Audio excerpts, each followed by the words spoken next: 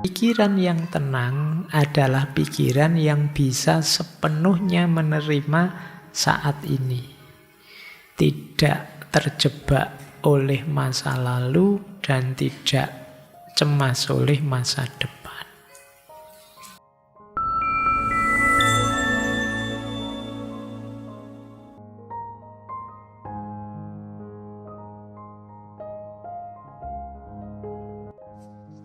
Bismillah.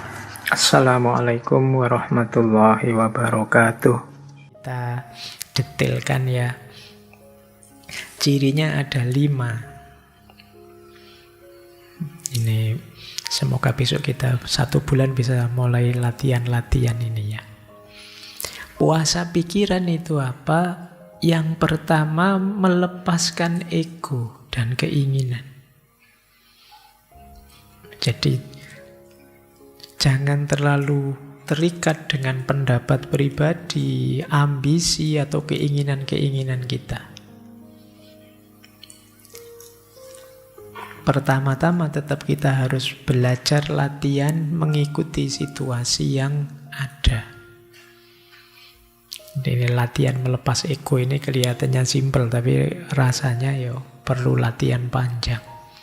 Kepala kita ini sudah terbentuk, terpola macam-macam sesuai latar belakang kita.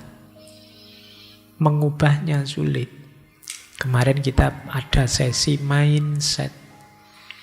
Kalau sudah jadi mindset kita, itu jadi cara pandang kita. Dan kita nganggap, ya itulah kebenaran. Ada orang nganggap dunia ini rusak, dunia ini hancur. Pada akhirnya ya seperti itu cara dia hidup. Seperti orang yang ketakutan karena sebentar lagi ada kehancuran. Tapi orang yang menganggap dunia ini anugerah, selama belum kiamat itu kesempatan kita berbuat baik, itu cara dia hidup pasti kebalikan dari yang tadi nganggap dunia ini kutukan. Coba sekarang kalian cek isi kepala kita masing-masing ya. Pandanganmu apa tentang hidup? Pandanganmu apa tentang Indonesia? Pandanganmu apa tentang dirimu sendiri? Pandanganmu apa tentang bidang keilmuanmu? Pandanganmu apa? Itu nantinya akan menentukan jalan hidupmu. Tapi kalau kamu bisa mengambil jarak dengan itu semua, itu yang maksud puasa tadi, hidupmu akan lebih nyaman. Bukan berarti terus kamu buang pandangan itu, tapi kamu tidak akan memaksakan pandangan itu dalam hidupmu. Jadi antara idealismeku dengan aku itu tidak terikat melekat, tapi ada jarak sehingga oh ini pas untuk idealisme saya, oh ini situasinya berubah, ini perlu adaptasi sedikit, perlu penyesuaian. Itu kita bisa luas. Tapi banyak orang yang terlalu melekat dengan idealismenya. Pokoknya kalau begini ya begini, kalau begitu ya begitu. Dan dia akan lelah, akan capek. Maka sekarang mari mulai latihan menenggang ego. Kalau kata Freud kan tidak mungkin orang membuang egonya, tapi paling tidak mengambil jarak dari ego kita. Ini aku, ini pikiranku, ini pendapatku. Ini teori yang saya yakini, ini idealismeku. Sehingga kapan-kapan ada orang ngeritik kita, ada situasi yang tidak cocok, itu kita mudah mengadaptasinya. Tapi kalau kita terlalu melekat dengan idealisme kita, ini yang membuat kita sering drop, sering kaget, sering depresi. Karena situasinya tidak terbayangkan. Jadi ayo mulai kita mengamati diri kita. Idealisme apa sih yang saya miliki selama ini? Bagaimana cara saya memandang hidup hari ini? Serba tugas, kewajiban, apa tuntutan ini, tuntutan itu, atau serba santai, mencari senang, mencari kenikmatan atau apa? Ini nanti menentukan bahagia atau tidaknya kita. Ini ciri pertama. Jadi puasa pikiran itu kemampuan kita menenggang, melepaskan ego dan keinginan. Yang kedua, mampu membiarkan apapun datang dan pergi. Jadi kalau sesuatu terjadi dan datang, ya mungkin memang waktunya terjadi dan datang. Kalau memang harus diperbaiki, yuk ayo diperbaiki tanpa harus memaksakan, tanpa harus menolak, menyangkal. Kita jalani sambil mengalir. Pak, saya gagal, Pak. Yo bangkit lagi. Kan gitu saja. Pak, saya lapar, Pak. Yo makan. Saya lelah sekali hidup, Pak. Yo istirahat. Kan sesimpel itu, mengalir itu. Tapi kita kadang-kadang tidak bisa begitu. Kenapa? Idealisme kita. Cita-cita kita. Keinginan kita memaksakan agar hidup itu berjalan sesuai corak yang kita bayangkan. Terus kita kelelahan, terus kita stres. Nah, kalau tuntunannya sanksi ini kita kita biar saja ada peristiwa datang dan pergi, kita tanggapi semampu kita, kemudian hasilnya apa ya sudah kita terima. Wajar saja kok hidup itu, apapun yang terjadi tidak ada yang tidak wajar, semuanya wajar saja terjadi. Nah ini rumus kedua. Jadi biarkan segala sesuatu mengalir secara alami. Jangan ditentang, jangan dipaksakan mengontrol sesuai keinginan kita. Yang ketiga, ini yang tadi maksudnya kosong tadi ya. Mari kita kosongkan pikiran dari prasangka, dari konsep-konsep, dari teori-teori yang kadang-kadang ini menyetir cara pandang kita terhadap hidup. Sehingga kita tidak bisa memahaminya apa adanya. Tentang apa saja. Wong kadang-kadang tentang warna saja kan pikiran kita sudah terkotak-kotak, terkonsep-konsep. Kalau warna merah artinya apa? Ya kan, ada yang terbayang bendera merah putih. Merah berani, Pak. Ada yang terbayang lampu lalu lintas. Merah berhenti, Pak. Ada yang terbayang partai. Merah itu apa, Pak? Merah ya merah. Kan gitu aja. Tapi mindsetmu, konsep yang ada di kepalamu. Hitam itu, Pak, berduka, Pak. Nah, jadi saya pakai baju hitam ini. Wah, Pak Faiz sedang berduka itu. Hitam ya hitam saja sih. Tapi ada konsep kamu berduka. Mungkin ada konsep hitam itu kegelapan, putih itu cahaya, pencerahan, dan lain sebagainya. Ini konsep-konsep. Mbok yo hitam gitu aja. Kita tidak bisa berhenti di situ. Kita selalu menempelkan makna-makna sesuai konsep dan idealisme yang kita yakini. Ini yang membuat kadang-kadang hidup ini jadi lebih berat. Baik, terus ya. Jadi ini mari kita mengosongkan diri prasangka. Apalagi yang jenis prasangka, prejudice ini. Wah, ini kita sudah mungkin sekedar model rambut, pakai kopiah, pakai sarung, itu ya kita sudah banyak konsep sendiri. Oh, kalau pakai sarung itu berarti santri. Oh, kalau pakai tato itu berarti apa? Oh, kalau pakai ini konsep-konsep yang melahirkan prasangka-prasangka. Saya kemarin ada orang ngobrol, Pak itu loh Pak, jilbabnya kan besar. Saya itu bilang, oh apa ya jilbab, ada yang besar, yang kecil. Oh ternyata ada konsep jilbab kecil, jilbab besar. Jadi cara membacanya terus bisa beda-beda. Jangankan itu ya, sekedar jenggot saja, kamu kan sudah punya makna sendiri. Wah, ini jenggotnya panjang ini. Mungkin ya entah maknamu apa ya, tapi jangan lupa Karl Marx juga jenggotnya panjang. Oke. Ini maknanya apa itu? Kan ya konsep yang ada di kepalamu yang membunyikannya. Jadi ayo latihan puasa ini ya, mengosongkan diri dari prasangka. Kalau ada apa-apa, oh ya itu sudah. Ada teman punya jenggot, ya dia punya jenggot, kan gitu saja. Tidak harus kemudian maknamu ikut masuk. Karena makna dari kita mungkin beda dari makna dari yang lain. Kita terima semuanya sesuai apa adanya. Jadi kalau ada teman kok kedip-kedip itu, ya teman saya kedip-kedip itu aja. Itu ngode apa. Kadang-kadang kan prasangka kita bunyi duluan. Dan yang keempat, puasa pikiran itu mengikuti tahu tadi ya. Mengikuti jalan menuju keseimbangan hidup yang lebih hakiki. Jangan mendikte kehidupan karena kita akan stres sendiri. Punya cita-cita, ayo kita usahakan, ayo. Tapi jangan merasa bahwa kita bisa mengontrol semuanya.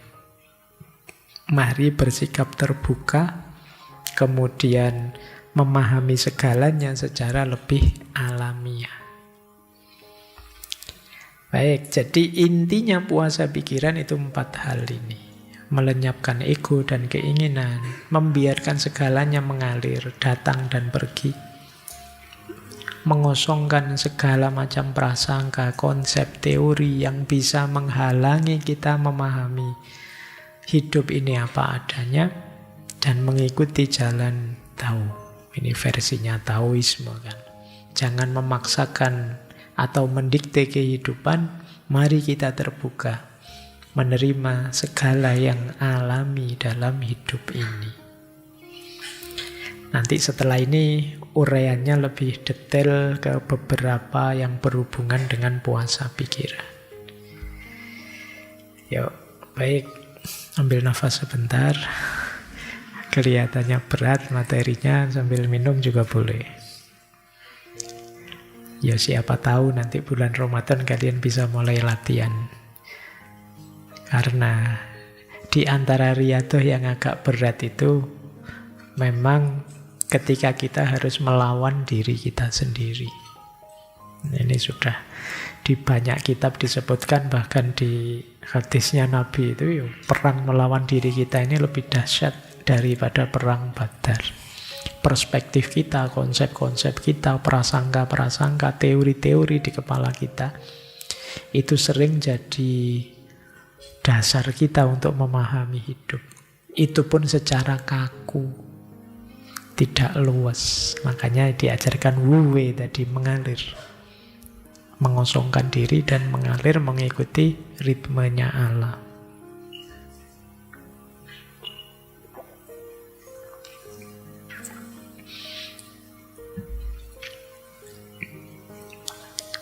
Oke. Sekarang kita lanjutkan ya.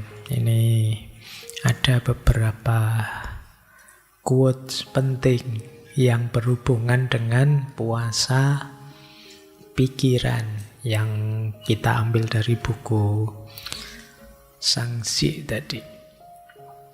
Coba kita lihat. Beliau mengambil analogi dari bayi.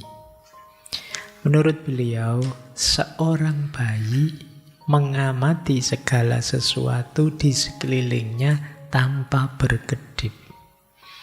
Karena matanya tidak terfokus pada objek tertentu. Ia berjalan tanpa tahu berjalan kemana dan berhenti tanpa tahu apa sebenarnya yang dia lakukan.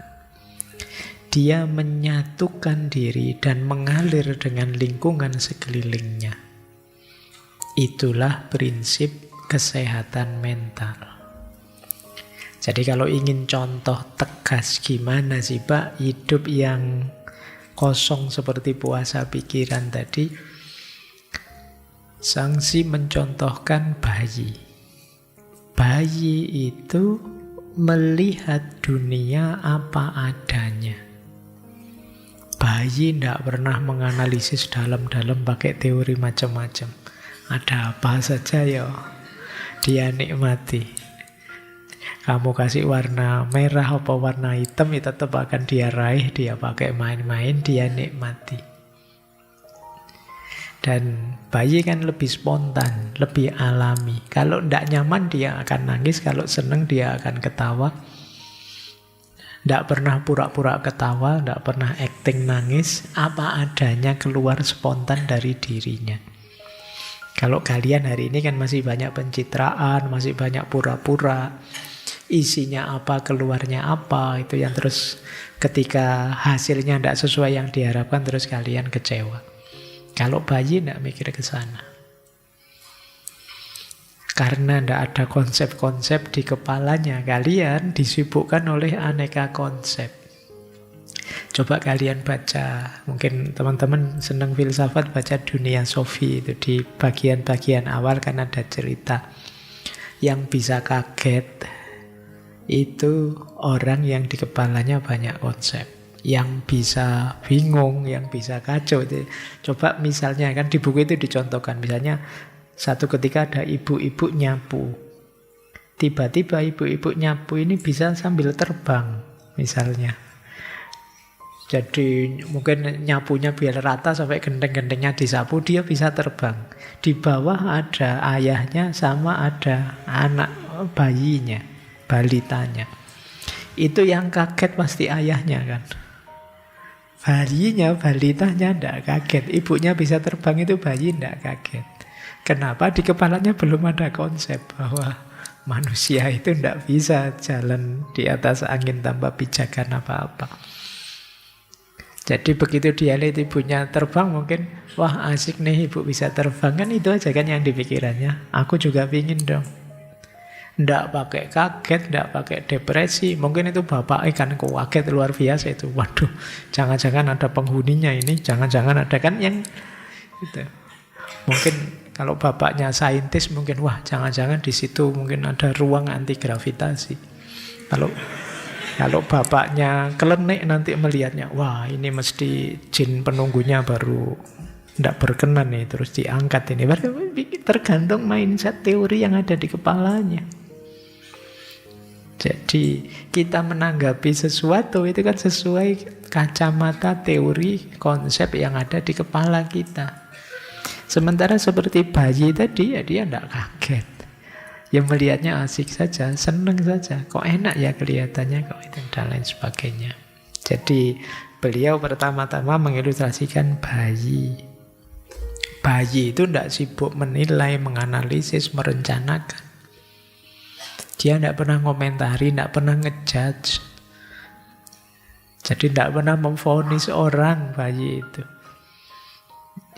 Jadi kalau ada orang kok dia tidak nyaman, ya dia nangis saja. Tapi tidak pakai dia nuduh-nuduh. Nah, jadi coba kita bisa Idul Fitri. Kalau kan sering orang ceramah Idul Fitri itu kita kembali lagi seperti bayi. Semoga fitrahnya juga begitu. Alaminya hidup. Tidak dibuat-buat. Nah, jadi ini ilustrasi pertama.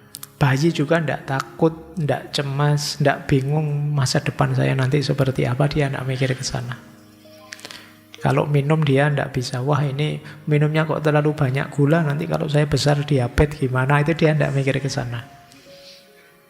Jadi bayi tidak melawan kehidupan, dia bisa menyesuaikan. Apa yang dia hadapi, yaitu yang dia kelola tanpa harus membaca dengan teori-teori, ingin merekayasa yang bagaimana. Ini salah satu kata Zhangzi, prinsip kesehatan mental. Kalau kalian ingin hidup lebih nyaman, lebih santai, perbanyak menguras teori-teori, konsep-konsep yang tidak penting di kepala kita. Mari kita natural saja, kita terima apapun yang terjadi di sekeliling kita. Ya wajar sih, saya meyakini begini, orang lain meyakini begitu, biasa saja. Saya manusia kadang salah, dia juga mungkin ada benarnya meskipun saat ini saya anggap salah. Dan itu wajar kan, sejarah kita beda-beda. Ini lebih alami. Daripada kita memaksakan harus begini semuanya.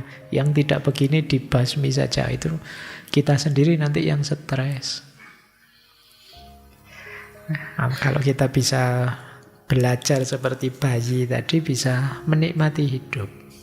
Jadi tidak terkungkung, terpenjara oleh pikiran kita. Baik, Ini ilustrasi pertama. Ilustrasi kedua. Untuk memahami puasa pikiran.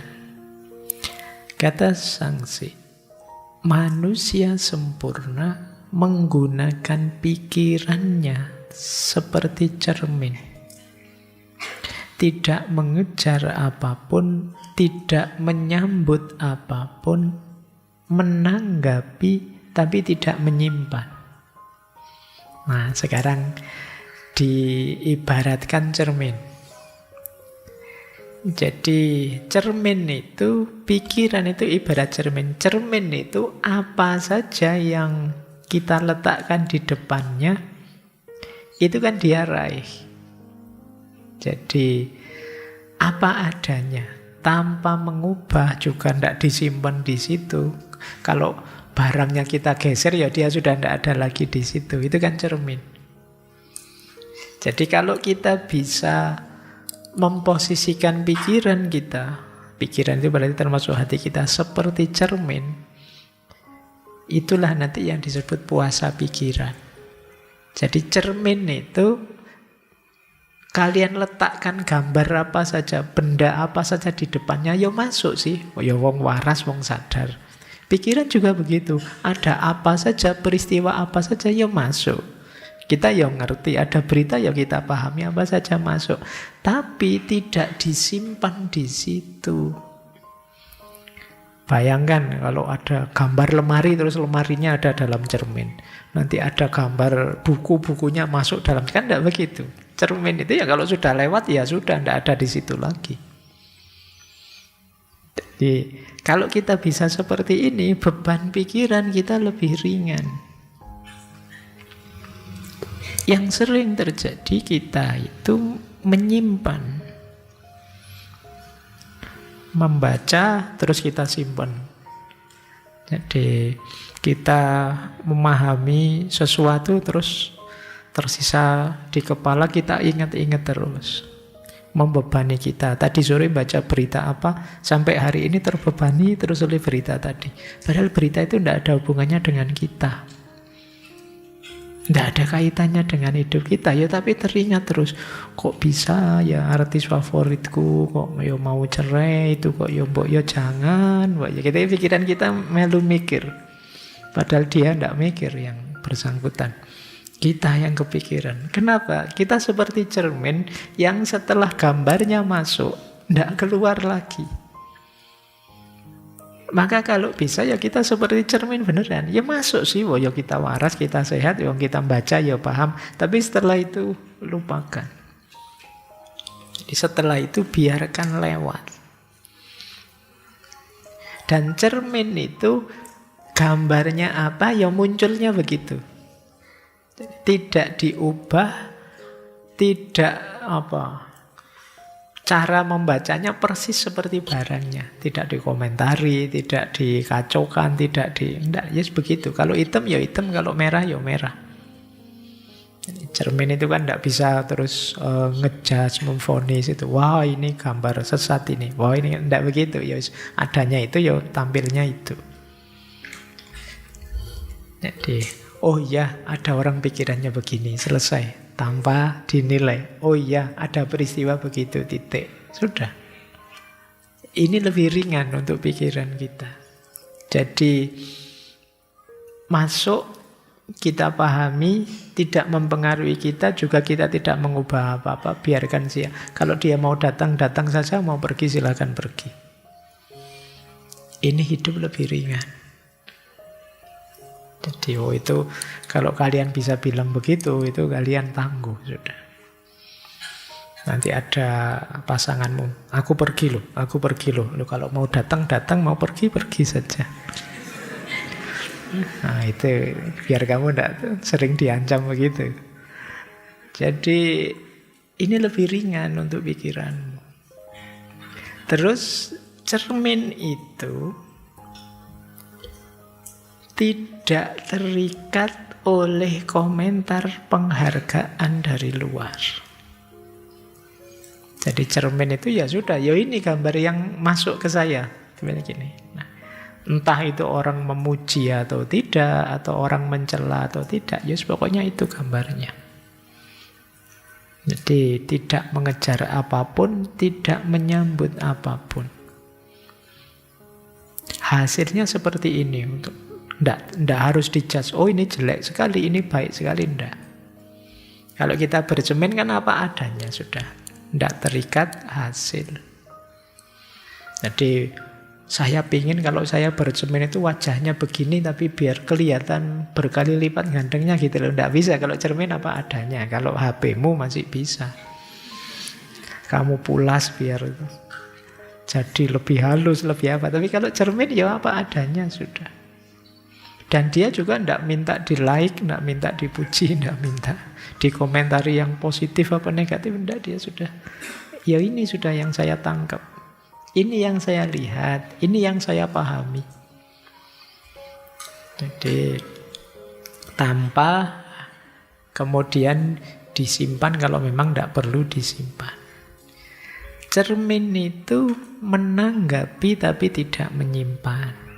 Jadi menanggapi itu ya kan gambarnya muncul. Oh iya ya ada begini ya, ada begitu ya. Tapi terus tidak disimpan dalam dirinya. Jadi ilustrasi pertama puasa pikiran itu seperti bayi. Ilustrasi kedua puasa pikiran itu seperti cermin. Lanjut. Nah, kata sanksi kemudian biarkan pikiranmu mengembara dalam kesederhanaan, padukan jiwamu dengan keluasan. Ikuti segala sesuatu sebagaimana adanya.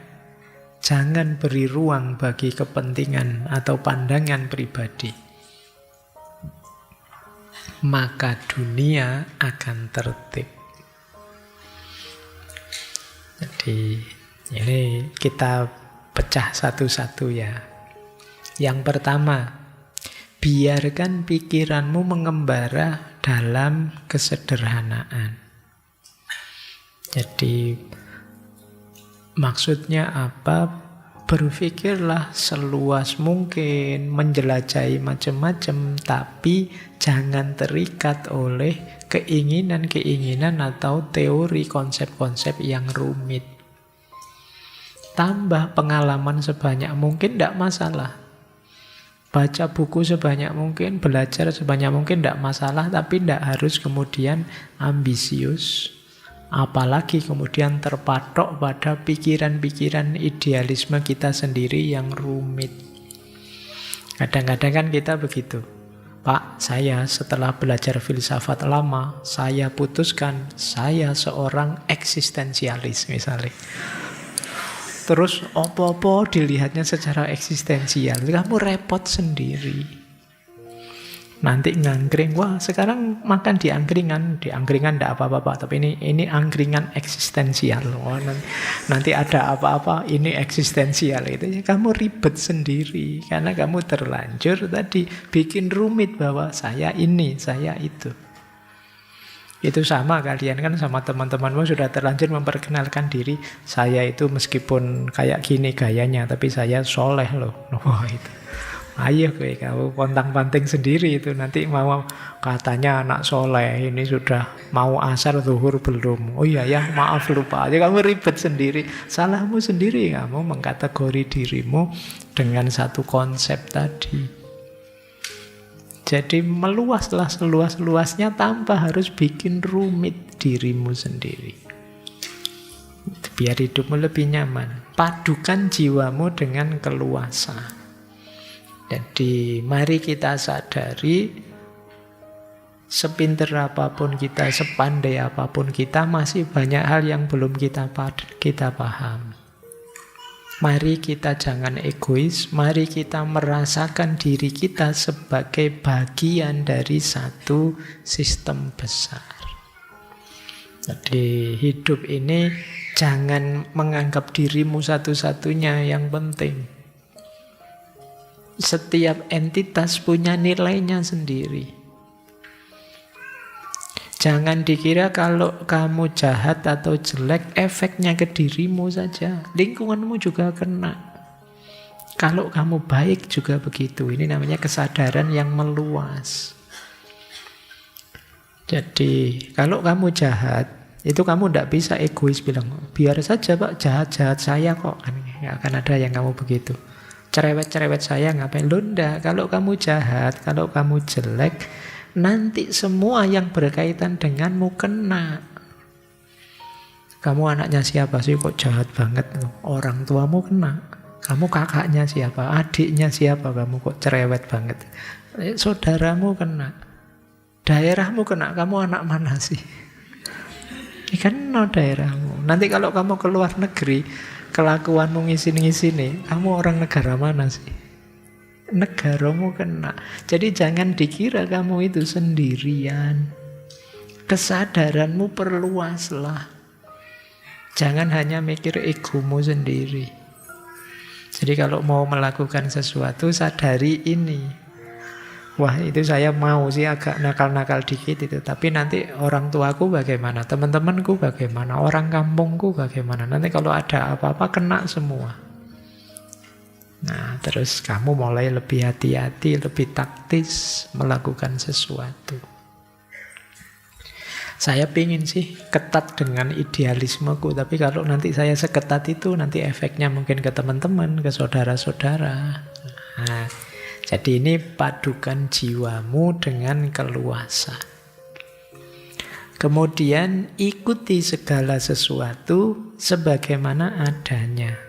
Terima kenyataan apa adanya, jangan memaksakan kehendak. Mengalir saja, fleksibel. Kemudian jangan beri ruang bagi pandangan pribadi. Pandangan pribadi itu maksudnya jangan hanya mementingkan diri sendiri. Lihatlah segala sesuatu secara lebih objektif. Perspektif kita tidak selamanya benar. Kalau kita bisa 1, 2, 3, 4 ini, maka dunia akan tertib. Berpikir yang tidak terlalu bikin rumit, jiwa yang luas, tidak egois, menerima kenyataan apa adanya, tidak memaksakan kehendak, dan objektif. Tidak hanya mikir kepentingan sendiri. Dunia ini maka akan tertib. Kalau kita bisa melakukan ini, pada akhirnya kata Sangsi, bagi pikiran yang tenang, seluruh alam semesta pasrah. Jadi kata beliau, ayo kita punya pikiran yang tenang, yang tidak sibuk terus-menerus. Cirinya apa? Yaitu ada beberapa narasi sebenarnya, syarahnya quotes ini. Pikiran tenang itu pikiran yang bebas dari kerisauan dan kecemasan. Ciri pertama. Ciri kedua, pikiran tenang itu pikiran yang tidak terikat. Diingat-ingat ya, tidak terikat. Bukan berarti tidak punya. Punya sih, tapi tidak terikat. Tidak terikat itu fleksibel saja. Tidak terikat pada keinginan, penilaian, atau pikiran yang berlebihan. Ya tetap berpikir, ya tetap menilai, ya tetap punya keinginan, tapi tidak terikat. Segala sesuatu ya ada ruang dan waktu, dan menyesuaikan situasi. Kalau situasi berubah, ya kita ikut berubah. Ini yang membuat pikiran kita tenang. Karena kadang-kadang pikiran kita ada di tahun berapa, kita sekarang ada di tahun berapa. Banyak pikiran-pikiran yang sudah tidak nyambung lagi dengan situasi. Yang dulu kalian anggap dahsyat luar biasa, mungkin hari ini sudah kehilangan relevansinya. Kalau tidak percaya, coba kalian yang pernah punya buku harian, kalian baca lagi buku harianmu zaman dulu. Itu mesti isinya lucu-lucu. Aduh, saya kok gini ya dulu nulisnya, kok malu saya. Loh, padahal dulu nulisnya sambil nangis-nangis itu. Sekarang kamu membacanya malu. Kenapa? Ya situasi berubah. Bayangkan kalau kamu masih seperti yang dulu itu, kamu tidak berkembang, situasinya berubah. Bukan berarti tulisanmu keliru atau salah. Pada zamannya itu memang luar biasa, menggetarkan bagimu. Sekarang sudah beda. Jadi itu pikiran. Kemudian pikiran yang tenang adalah pikiran yang bisa sepenuhnya menerima saat ini. Tidak terjebak oleh masa lalu dan tidak cemas oleh masa depan. Nah, kalau pikiran kita tenang dengan 3 ciri tadi, alam semesta pasrah. Alam semesta pasrah itu alam semesta akan mengalir bersama kita. Hidup jadi rasanya nyaman, harmonis. Jadi karena kita bisa menyesuaikan. Kita bayangkan ya, kalau kita punya teman yang kita bisa menyesuaikan. Jadi yang kita cocok dengan teman ini, bisa bareng-bareng menyesuaikan, itu kan kita enak, mengalir. Jadi tidak egois versi kita saja atau mengikuti dia saja, enggak. Saya menyesuaikan dia, ketika kita menyesuaikan padanya, dia juga menyesuaikan dengan saya. Nah, itu lebih nyaman daripada masing-masing jalan sendiri-sendiri secara egois.